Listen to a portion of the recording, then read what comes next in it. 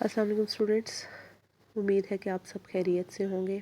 आज मैं आप लोगों के साथ रिसर्च प्रोजेक्ट मैनुअल 8613 और 6464 का क्वेश्चन नंबर 7 से 13 तक आप लोगों के साथ शेयर करूंगी। वीडियो के एंड तक हमारे साथ रहिएगा ताकि ये वीडियो आप लोगों के लिए हेल्पफुल रहे।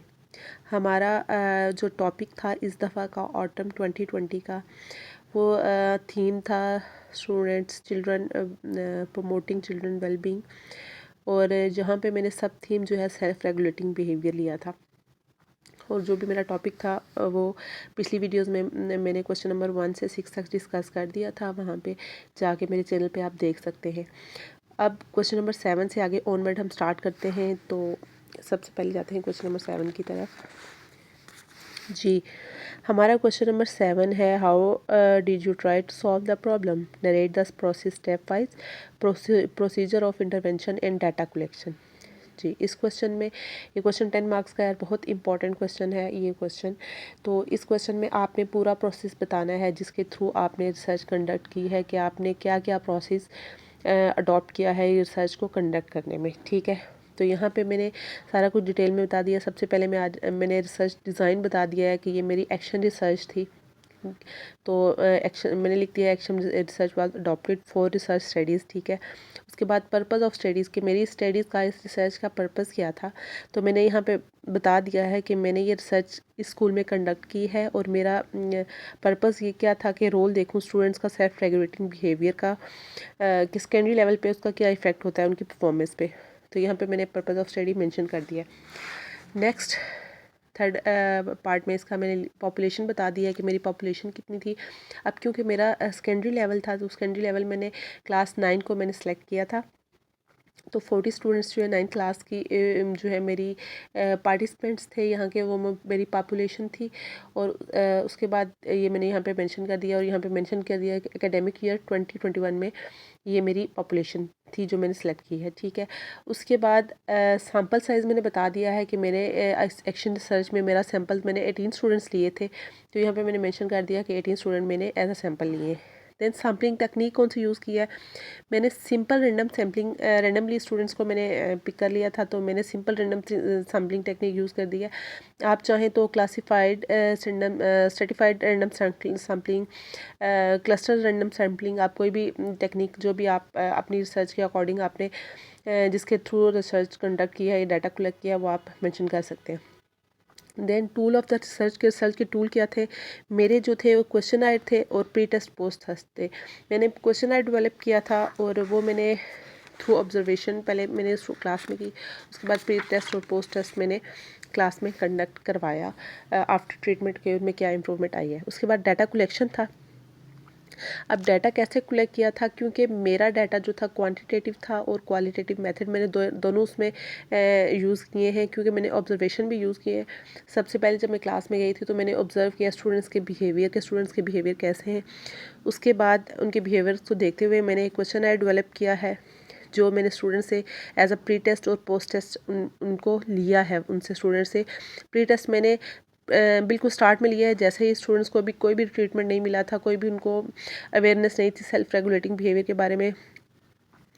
और पोस्ट टेस्ट उस टाइम लिया है जब मैंने उनको थ्रू एक्टिविटीज़ बता दिया है, उनको इम्प्रूवमेंट क्या आई है वो चेक करने के लिए मैंने उनका पोस्ट टेस्ट लिया था कि उन्होंने क्या आंसर किए, वो मैंने यहाँ पे मेंशन कर दिया कि प्री टेस्ट पोस्ट टेस्ट था।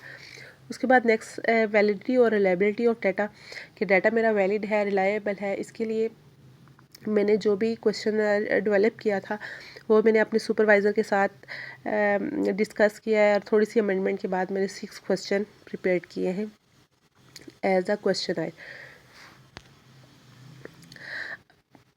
अब नेक्स्ट स्टेप है हमारा एनालाइज ऑफ डाटा। डाटा को एनालाइज मैंने कैसे किया है, सबसे पहले डाटा को टैबुलेटेड फॉर्म में लाए हैं, और जो भी क्वेश्चन आए थे उस पर डिफरेंट टाइप जो हमने फिल करवाए थे प्री टेस्ट और पोस्ट टेस्ट, उस पर डिफरेंट स्टैटिकल मेथड अप्लाई किए हैं। मैंने परसेंटेज वगैरह यूज़ की थी, बार ग्राफ वगैरह यूज़ किए थे शो करने के लिए स्टूडेंट्स की परफॉर्मेंस और एनालाइज करने के लिए। ठीक है, तो यहाँ पे मैंने लिख दिया है कि उसकी बेस पे मैंने अपनी फाइंडिंग्स की हैं और रिजल्ट अपना कंक्लूड किया है, ड्रॉ किया है। ठीक है, यहाँ पे क्वेश्चन नंबर 7 एंड हो गया है ना। नेक्स्ट क्वेश्चन नंबर हमारे पास आ जाता है 8। क्वेश्चन नंबर 8 में है what kind of instrument was use to collect the data, how was the instrument develop. तो इस क्वेश्चन में आपने ये बताना है कि आपने कौन कौन से इंस्ट्रूमेंट यूज़ किए हैं रिसर्च में, और डाटा आपने कैसे इंस्ट्रूमेंट को डेवलप कैसे किया है, ठीक है, और कौन कौन से यूज़ किए। अब यहाँ पे मैंने यहाँ पे बता दिए कि मैंने ऑब्जर्वेशन जो मैंने इंस्ट्रूमेंट यूज़ किए हैं वो ऑब्जर्वेशन थे, और क्वेश्चन आए थे, टेस्ट था, यहाँ पे मेंशन कर दिए हैं। रिसर्च डिज़ाइन, क्योंकि मेरी क्वालिटेटिव और क्वांटिटेटिव दोनों थे, तो मैंने डाटा इस ऑब्जर्वेशन से भी कलेक्ट किया है, क्वेश्चन से भी कलेक्ट किया है, ये मैंने यहाँ पे मेंशन कर दिया है, ठीक है। नेक्स्ट पे ये रिसर्च इंस्ट्रूमेंट के मैंने कौन कौन से इंस्ट्रूमेंट यूज़ किए हैं। तो सबसे पहले जब मैं क्लास में गई थी तो मैंने ऑब्जर्वेशन शीट एक प्रिपेयर की थी, और उस ऑब्जर्वेशन शीट के अकॉर्डिंग मैंने स्टूडेंट्स के बिहेवियर देखेंगे कौन कौन सा बिहेवियर है स्टूडेंट्स के, और उसके अकॉर्डिंग मैंने एक क्वेश्चन प्रिपेयर किया था, जिसकी वजह से मैंने स्टूडेंट्स का प्री टेस्ट लिया और फिर पोस्ट टेस्ट लिया, ठीक है जी। यहाँ पे ये मैंने मेंशन कर दिया है अपना जो भी रिसर्च इंस्ट्रूमेंट थे वो भी। अब क्वेश्चन नंबर 9 है हमारा, what were the findings and conclusion, provide instrument and analysis as a appendix. आपने यहाँ पे बताने हैं कि आपकी क्या फाइंडिंग्स हैं, क्या कंक्लूजन है। तो यहाँ पे मैंने मेंशन कर दिया है कि मैंने जो है ना, मेरी पॉपुलेशन 40 स्टूडेंट्स की थी जो 9 क्लास के थे, और सिंपल रैंडम सैम्पलिंग मैंने यूज़ की है। 18 स्टूडेंट्स मैंने एज अ सैम्पल लिए हैं, और मैंने स्टूडेंट्स का प्री टेस्ट और पोस्ट टेस्ट लिया है, और रिजल्ट मैंने परसेंटेज में शो किया है कि स्टूडेंट्स का सेल्फ रेगुलेटिंग बिहेवियर क्या था। तो यहाँ मैंने मेंशन कर दिया है कि स्टूडेंट्स के बिहेवियर जो मैंने ऑब्जर्व किए हैं वो क्या थे, उसके अकॉर्डिंग प्री टेस्ट और पोस्ट टेस्ट लिया है, ठीक है। तो प्री टेस्ट में आप देख सकते हैं कि स्टूडेंट्स की परफॉर्मेंस क्या है, और पोस्ट टेस्ट में आपने जो ट्रीटमेंट दिया है उसके बाद उनमें कितनी इंप्रूवमेंट आई है या इंप्रूवमेंट नहीं है, वो यहाँ पे आपने मेंशन कर देना है। फिगर 1 है मेरी ये, ठीक है। उसके बाद नेक्स्ट पेज पे आप जाएं, यहाँ पे जो मेरी प्री टेस्ट और पोस्ट टेस्ट की ऑब्जर्वेशन थी जो मैंने ली है, यहाँ पे वो मैंने यहाँ पे पैराग्राफ के ज़रिए मैंने उसको शो कर दिया आपके के सामने। यहाँ पे नीचे देखें मैंने ऑब्जर्व बिहेवियर दिए हैं, और साइड पे जो है वो मैंने परसेंटेज ली है कि कितनी परसेंट है। उसके बाद ये उसके नीचे आपने डिस्क्राइब कर देना है सारा, जो भी आपने टेबल बनाए हैं, जो भी आपकी फाइंडिंग्स हैं, उनको आपने इन वर्ड्स में डिफाइन कर देना है। अब जैसा कि मैंने यहाँ पे लिखा हुआ है, आस्किंग फॉर हेल्प जो था वो प्री टेस्ट में 38.9% था, और पोस्ट टेस्ट में 72.3% था। स्टूडेंट्स की डिफरेंट एक्टिविटीज़ के लिए जो ट्रीटमेंट दिया गया उसके बाद इतना इम्प्रूव हो गया है। इसी तरह जो भी मेरे जितने भी क्वेश्चन थे, आपने सारे क्वेश्चंस को जितने भी ये 7 पॉइंट्स है आपने इनको डिस्क्राइब कर देना है, डिफाइन कर देना है अपने वर्डिंग में, यहाँ तक, ठीक है। उसके बाद रिसर्च फाइंडिंग, मेरी क्या फाइंडिंग थी, improvement of student self regulating behaviour, और सेकंड थी low self regulating behaviour effect on student performance. ये दोनों मेरी फाइंडिंग थी कि वेदर उनकी परफॉर्मेंस पे कोई इफेक्ट होता है सेल्फ रेगुलेटिंग बिहेवियर की वजह से या नहीं होता। तो यहाँ पे मैंने बिफोर रिसर्च और आफ्टर रिसर्च अपने रिज़ल्ट लिख दिए हैं कि बिफोर रिसर्च उनका सेल्फ रेगुलेटिंग लो था, और उनकी आफ्टर रिसर्च उनका सेल्फ रेगुलेटिंग अच्छा हो गया डिफरेंट एक्टिविटीज़ की या डिफरेंट टेक्निक्स की मदद से। सेकंड ये था कि उनकी जो परफॉर्मेंस थी बहुत ज़्यादा इफ़ेक्ट कर रही थी। पहले उनकी परफॉर्मेंस इतनी अच्छी नहीं थी स्कूल में, आफ्टर दैट उनकी परफॉर्मेंस सेटिस्फैक्ट्री हो गई और अप्रिशिएटेबल हो गई। यहाँ पे ये मैंने मेंशन कर दिया, ठीक है जी। उसके बाद यहाँ पे कंक्लूजन बता दिया है कि सेल्फ रेगुलेटिंग बिहेवियर, मैंने क्या कंक्लूड किया है कि सेल्फ रेगुलेटिंग बिहेवियर जो है ना वो वाइटल रोल प्ले करती है स्टूडेंट की परफॉर्मेंस में, और आप उनको कैसे इम्प्रूव कर सकते हैं, सेल्फ रेगुलेटिंग को स्टूडेंट को कैसे मोटिवेट कर सकते हैं, और ये सारे पॉइंट्स मैंने यहाँ पे लिख दिए हैं, आप इनको यहाँ से देख सकते हैं।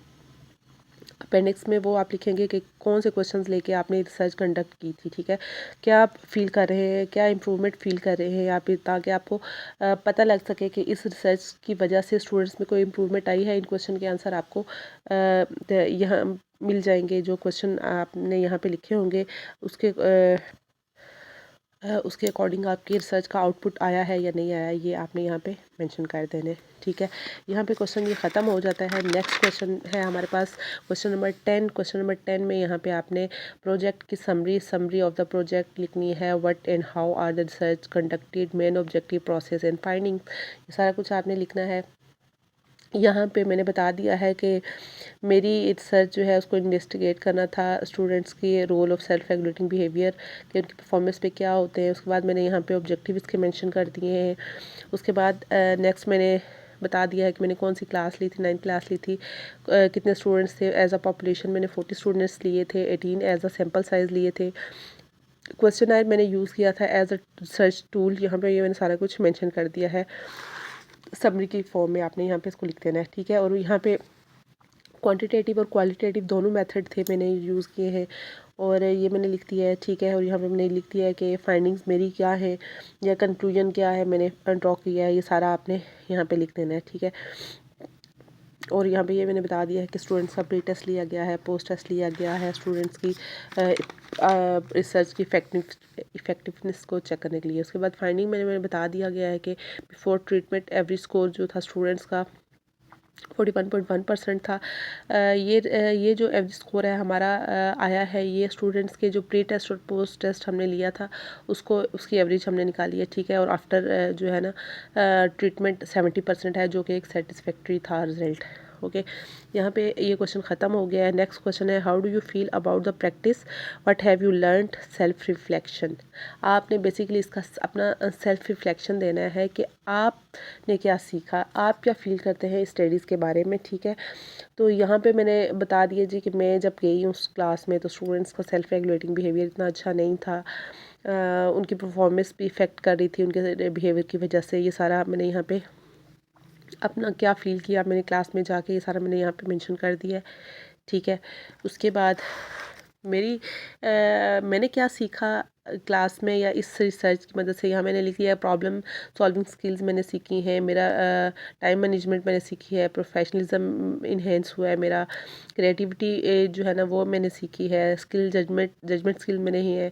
सबसे बड़ी बात कि मैंने पेशेंस सीखा है कि स्टूडेंट्स को कैसे टॉलरेट करते हैं, कैसे उनको टैकल करते हैं, ये मैंने सीखा है, ये मैंने यहाँ पे मेंशन कर दिया है। स्टूडेंट्स की बिहेवियर प्रॉब्लम है उनको कैसे रिजॉल्व करते हैं, ये मैंने सीखा है, और यहाँ पे मैंने लिख दिया है कि ये बहुत ज़्यादा इंफॉर्मेटिव थी और इसने मेरी स्किल्स को पॉलिश किया है मज़ीद। ठीक है, यहाँ पे ये क्वेश्चन ख़त्म हो गया है। यहाँ पे बेसिकली आपने अपना रिव्यू देना है, आपने अपनी फीलिंग्स बतानी है, आपने क्या सीखा है ये आपने बतानी है। तो ये आपके लिए हेल्पफुल है, इसके अकॉर्डिंग आप अपनी फीलिंग्स लिख सकते हैं या जो भी आपने लर्न किया वो लिख सकते हैं। क्वेश्चन नंबर 12 है हमारे पास, what had it added to your professional skill as a teacher. As a teacher इसने आपकी कौन कौन सी स्किल इन्हेंस की हैं वो आप लिख सकते हैं। ठीक है, तो यहाँ पे मैंने लिख लिया है कि इसने मैं अपनी रिस्पॉन्सिबिलिटी से अवेयर हुई हूँ कि कौन कौन सी एक टीचर पे रिस्पॉन्सिबिलिटीज़ है। उसके बाद प्रोफेशनल करियर जो है ना वो मेरा इन्हेंस हुआ है, उसके बारे में डिफरेंट रिसर्च टेक्निक्स के बारे में मैंने सीखा है नई, और जो भी ट्रेंड चल रहे हैं रिसर्च के को लेकर उसको अपडेट किया है वो हुए हैं। ठीक है, उसके अलावा मेरा एटीट्यूड स्टूडेंट के बिहाफ पे क्या होना चाहिए वो मैंने सीखा है, कैसे मिस्टेक्स को टैकल करते हैं वो मैंने सीखा है, ये सारा कुछ मैंने यहाँ पे मेंशन कर दिया है। नेक्स्ट पे यहाँ पे मैंने कॉन्फिडेंट मेरा आ गया है, एज अ कम्युनिकेटर में अच्छी कम्युनिकेशन कर सकती हूँ, टीम प्लेयर, ये सारी आपने अपनी स्किल्स जो भी आपकी इन्हेंस हुई है वो आप यहाँ पे लिख सकती हैं। उसके बाद इनोवेटिव है कि मैं नई चीज़ें सीखने के लिए मेरे में करेज आ गई है, डिफरेंट नई चीज़ें मैं फाइंड आउट करती हूँ। ठीक है, तो ये सारी चीज़ें आपने लिख लेनी है जो भी आपकी स्किल्स इन्हेंस हुई हैं। ठीक है, अच्छा जी, यहाँ पे ये क्वेश्चन ख़त्म हो जाता है। नेक्स्ट क्वेश्चन है हमारा, list the work you cited in your project, follow the APA manual 6th edition. यहाँ पे क्वेश्चन नंबर 3 में आपने जो भी लिटरेचर रिव्यू दिया था तो उसमें जो भी आपने ऑथर्स के ये पेपर्स रीड किए थे वो सारे आपने उनके साइट करने हैं, यहाँ पे आपने मेंशन करने हैं अपने APA स्टाइल में। तो यहाँ पे ये मैंने मेंशन कर दिए, ये देख लें आप। और इसका बेस्ट वे ये है कि आप जो जो ऑथर का पेपर आप रीड कर रहे हैं उसमें से कुछ जो है ना आपने साइटेड जो भी कोट्स हैं या वो आप अपने एक पेज पे लिख लें और एट द एंड आप उनको अल्फ़ाबेटिक फॉर्म में यहाँ पे लिख सकते हैं, जैसे कि मैंने लिख दिया। ठीक है,